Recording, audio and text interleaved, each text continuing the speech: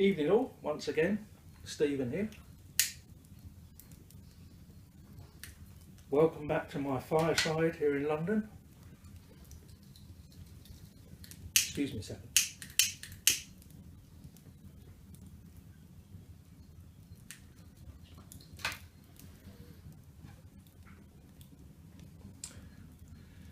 Smoking my favourite pipe, my Stanwell Second, Royal Danish, I think. Yeah, I'm sure it's Royal Danish. And in it, once again, smoking my favourite tobacco of the moment, the mighty Revor Plug.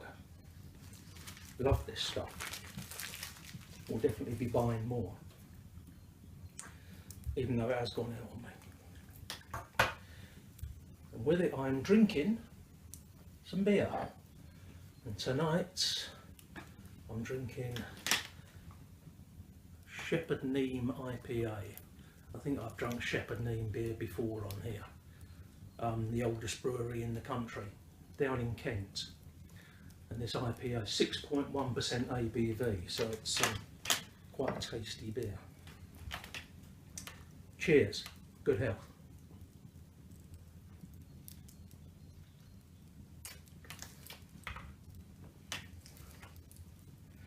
And tonight I thought I'd come on and share a bit of memory, another memory that's come to light recently because of my resurgent interest in vinyl, with getting my turntable back.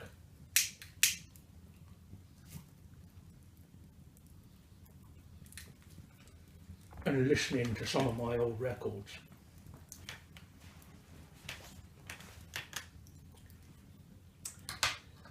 And I was going to play a bit later on with one of my old vinyl discs.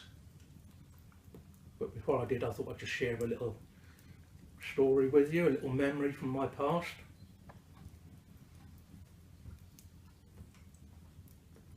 My mum left home. We were living up in Bedfordshire. I've told this in a previous video, how my parents had moved up there to try and save their marriage.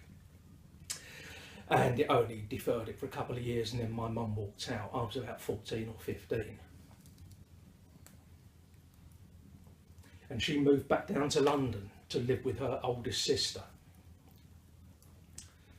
And in one of the school holidays, it must have been about August 1971, so I'd have been 15 coming up to 16. I went down to stay with her for a couple of weeks, and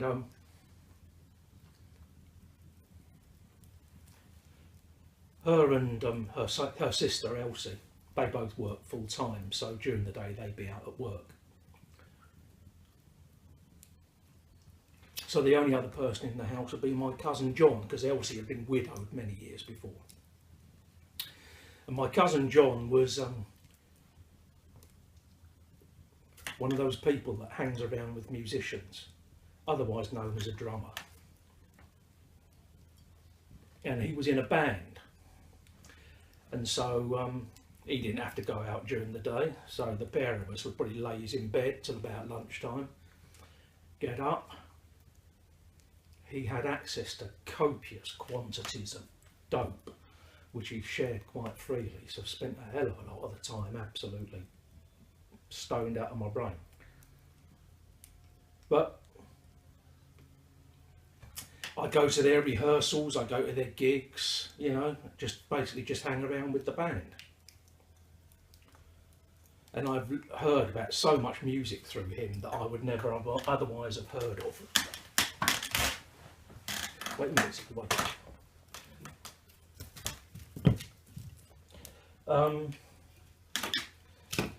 and there was one day in particular, he had to go off for some studio time because they had a record deal, and I stayed at home on my own. And he came home late in the afternoon, and he was raving about this new guy that he'd just met and just heard of, that was on the same label as him. He said, you know, he was telling me, you won't believe this guy, he's going to be huge, he's absolutely fantastic. And he brought home with him an acetate of the guy's forthcoming album. For anyone who doesn't know, an acetate is like a test recording. It's basically recorded direct to disc rather than being pressed like a normal vinyl album. It actually is cut directly into the disc and is used to test all manner of stuff in studios. No, you're not playing with that, it's too noisy. No.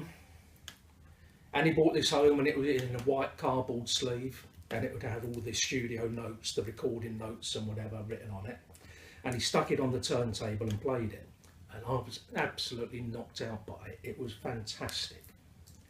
And that album was called Hunky Dory, and the artist was David Bowie.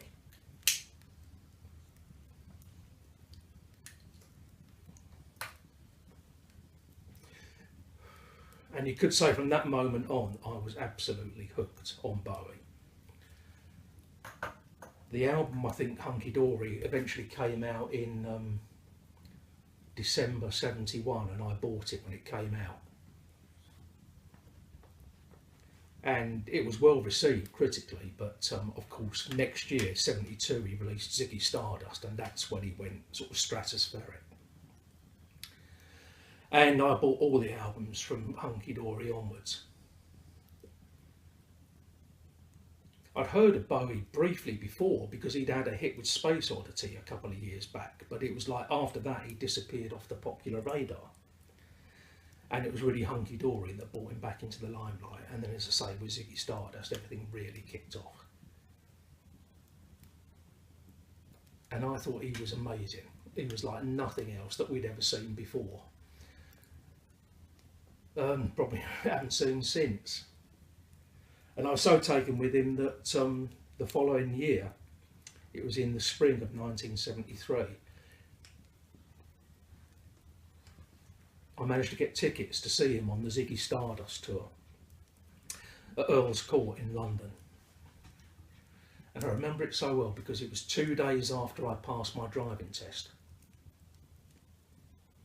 And 2 days after I'd done that, I drove myself and 3 friends in my little Mini, the 40 or 50 odd miles down to London, to see David Bowie on the Ziggy Stardust tour at Earl's Court.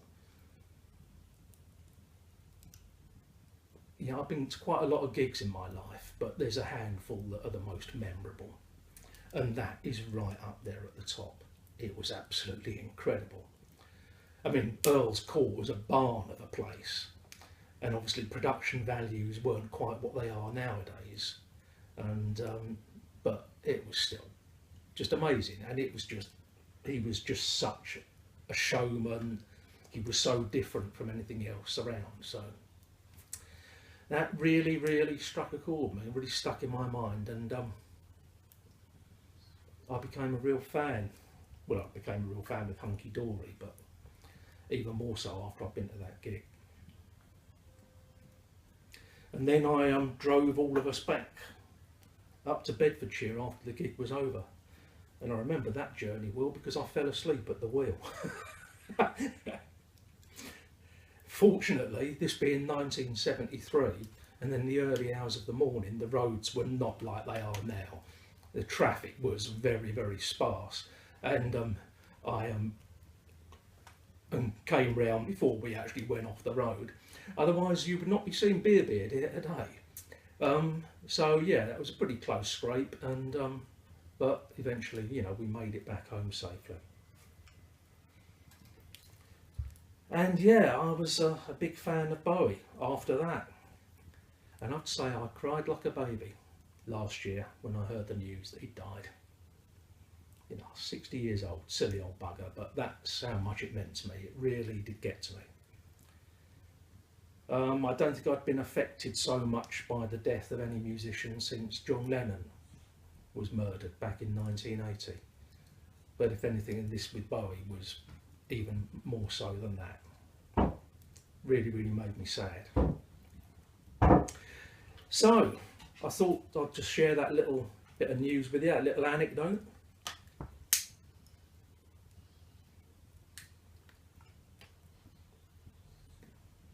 And I thought I'd play out with a bit of my Bowie vinyl. And there's another story, because having said that I've carried my vinyl with me from one place to another. It wasn't until I got the turntable back and actually started looking that I found out I'm missing loads and loads and loads of vinyl, including all my early Bowie albums. Hunky Dory, Ziggy Stardust, Diamond Dogs, Aladdin Sane, Heroes. I haven't got them. I've tried to remember all the albums that are missing, and I'm up to about 60 or 70 so far. So I'm hoping that, like my turntable, they are in a box buried in my ex-wife's loft somewhere underneath all the rubbish, and that I'll be able to get them back. And I have sort of tentatively asked if I can come round and have a look, and so I just have to wait for permission to be granted. And I hope to get them back, because obviously there's a lot of albums there that mean a great deal to me. All albums do, you know.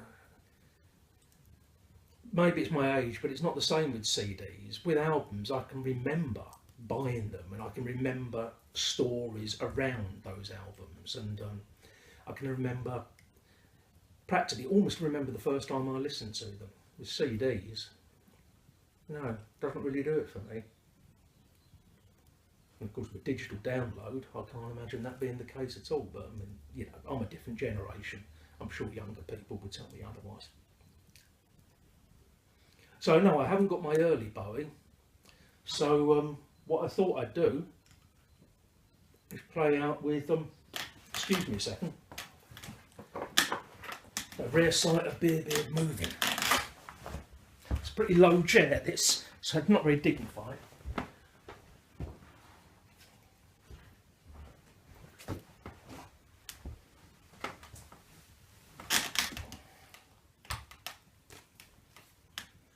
Thought I'd play out with Let's Dance.